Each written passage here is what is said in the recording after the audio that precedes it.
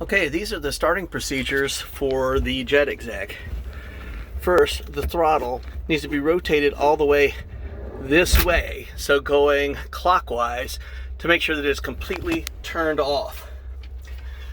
Next, you'll come up to the switches above head, and while they're overhead here, all of them with the exception of the governor will need to be turned on. So here, here, here, here, here, then you turn the master.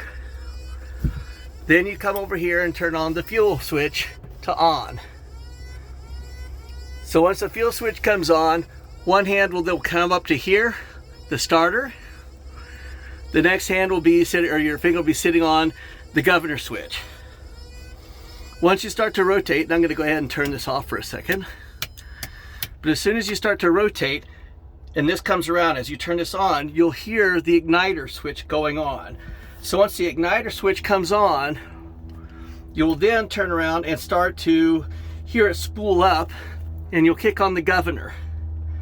Once the governor comes on, then you come down here back to the throttle and start adding some fuel to where the EGT comes up to 550.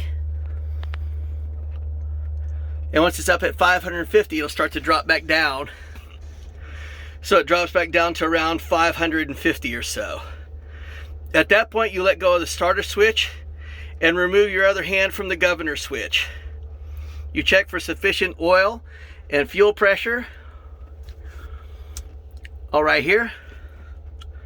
And then you slowly start to rotate the throttle up to about 60, then 70, and then you start marrying the needles over here on the beginning. So that's the quick way to start this.